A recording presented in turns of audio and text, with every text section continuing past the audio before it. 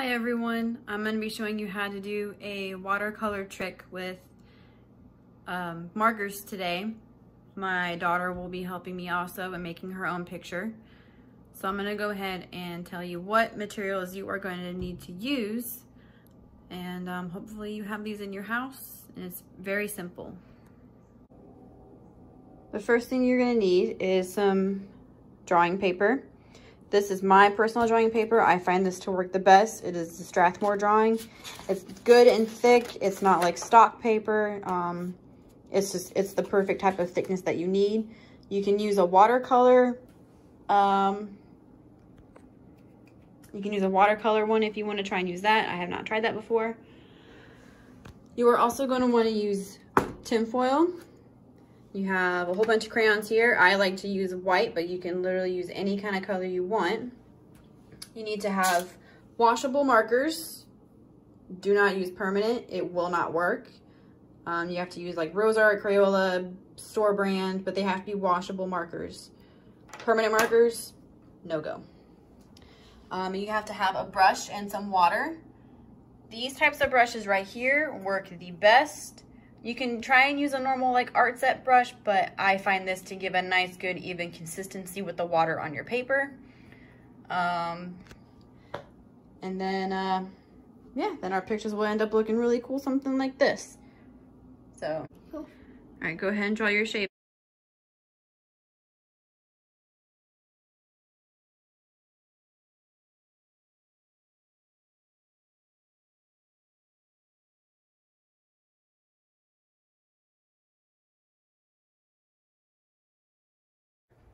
And the next part we are going to do is we are going to be coloring our tinfoil with our markers over here. And I will show you guys how to do that. So we have finished our crayons, and we are going to start doing our marker color on our tinfoil. I have already done mine right here, as you can see. And my picture, which you cannot see, is in a white crayon, and you will see how that turns out when this is all finished. But now April is going to be coloring her tinfoil so you can see how it is done. So pick a color. Pick a color. You've already done black, so I would not choose black, April.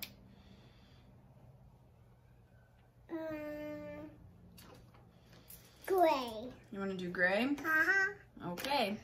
So now, do you want to pick another color, April, or you want just gray? I'm going to pick another color. Okay. So you can do more than one color. Like I have 4 colors in mine. So you don't have to worry about picking one color. You can do different color schemes if you would like. Yeah. So go and pick another color if you want another color. Blue. Okay, so gray and blue. Gray and blue. Now I have outlined her paper on her tinfoil, so she kind of knows how much to color and kind of like staying within those lines. You don't have to do that. I did it for her because she's 3. So go ahead and start coloring your tinfoil, April. I'm going to do blue first.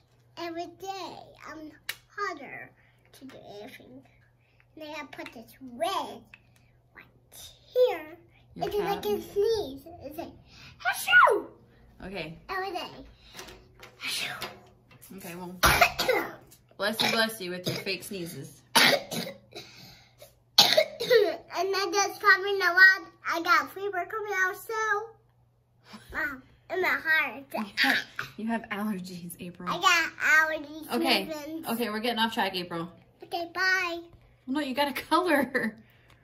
You gotta color your tinfoil.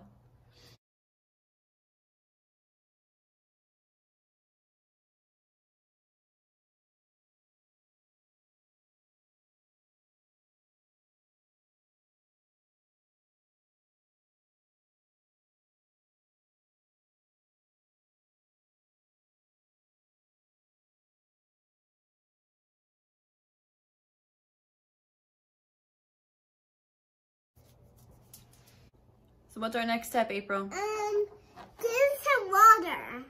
So we are going to now put our water, I'm gonna drop my phone. We're gonna put some water with our sponge brush, if you have one of these or whatever you have that is close to this kind of brush, because this works the best out of everything I've tried. And we're gonna put the water on our paper. You don't wanna put too much, because then it's too heavy and it's gonna make a big huge mess, which is gonna make a mess anyway. But the less water you use, the better. What are you doing? Okay. So I'm gonna let April go ahead and put water on her paper so that way you can see how a kid will do it. And then I'll show you so that way you can help My name's at April. home. Yes, we know your name's April. I'm gonna go so I'm April. Nice to meet you. Okay, here's your brush. Nice to meet you. Here's your brush. Okay, thanks. You're gonna dip it in the water there. Okay. Go ahead and get some good water on there, and you're just gonna brush it over the paper. Okay. You don't have to be neat about it. Just go ahead and brush it over the paper. April. What? What's our next step? The water. No, we just did water. We put on our tin foil. We did it on our temper. All right, so then this should be where you see, this is gonna be where you see the color transfer onto the paper. Yeah. All right. So April, you are gonna take your paper. Hold your tin foil, it's stuck. So when you have too much water, if you saw that, that's what happens when you have too much water. Okay. Now you're gonna take your paper, April, and you're gonna lay it on top of your blue spot. Okay. And then you are gonna press on it. Make sure you get all the edges. Oh, sticky. You gotta get all up in here. Okay. Okay? Okay. Like making a bed. You ready? Ready. Okay. Hold your tin foil. Okay. No, hold the silver. Oh, shit.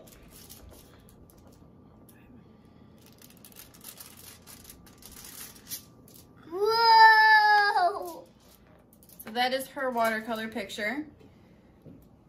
So the spots that she did get wet are the spots that collected the marker off of her tin foil.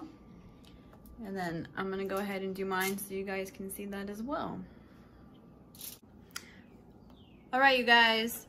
So the final picture that I made is like a little beach island theme, which actually I'm impressed with. I didn't think it was gonna turn out that good. But this is when you use a white crayon and it almost looks like the paper didn't take paint in certain spots, which is on purpose. So white is really cool to use when you do this. And then April used black. You wanna show yours? Yeah.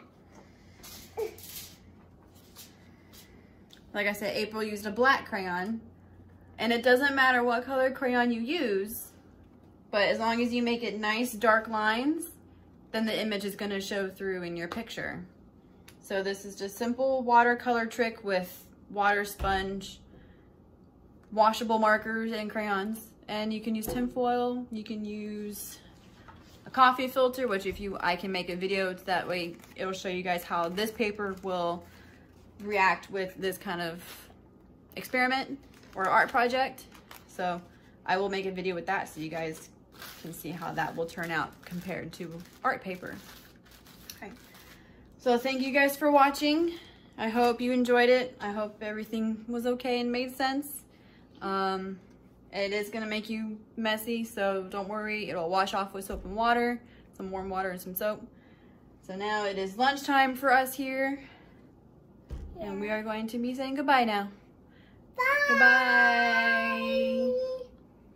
Another thing too, if you don't have any of the art paper, you can use coffee filters to do this as well. It's a thinner paper, so you gotta be a little bit more careful with it. Less water, less marker color, because it'll just soak it up like crazy.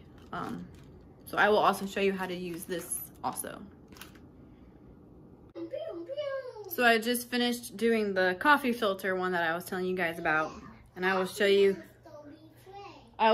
guys how that turned out right now.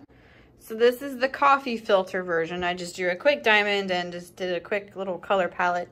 That's wet, April. Don't put your animal on the table. Like I said, this material is so thin, it sucks up water like a paper towel. So honestly, the smallest amount of water will do the best, because I think I actually made mine a little too wet, but it turned out just fine.